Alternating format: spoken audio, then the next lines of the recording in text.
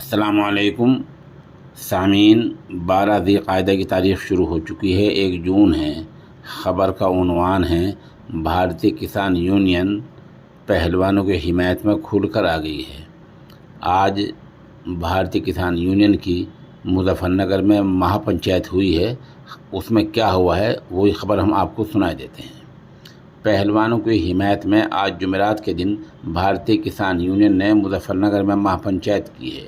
اس دوران یونین کے صدر نریش ٹکیت نے ایک بار پھر سرکار کو یاد دلایا اور کہا کہ 5 دن بعد کچھ بھی ہو سکتا ہے۔ اس دوران مہا پنچایت میں راجستھان، ہریانہ اور دلی سے کھاپ لیڈر پہنچے ہیں۔ جو پنچایتی کھاپ ہوتی ہیں ان کے لیڈر پہنچے ہیں۔ پنچایت میں اتفاق رائے سے کہا گیا کہ جلدی کرکشیتر میں ایک اور مہا پنچایت بلائی جائے گی اور اس کے ساتھ ہی اس دوران کچھ اہم فیصلے بھی لیے گئے۔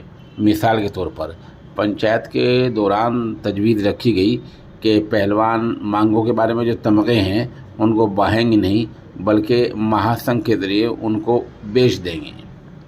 دوسری تجویز یہ رکھی گئی کہ مستقبل میں پہلوانوں کے ویرودھ کے لیے، پہلوانوں کے مسئلے کے احتجاج کے لیے ایک مین باڈی، ایک تنظیم تیار کی جائے گی جو ان کی حمایت میں مکمل سب منصوبہ ہے، اسکیم ہے، سب کچھ تیار کریں گے۔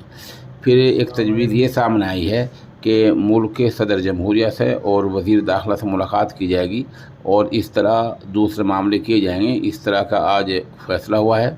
اور مہا پنچایت میں یہ بھی کہا گیا ہے کہ ایک آندولن ایسے بھی ہو سکتا ہے جس میں دہلی کی جو سرحدیں ہیں اتر پردیش کی اور ان میں ہریانہ کی، ان کو بند کیا جا سکتا ہے۔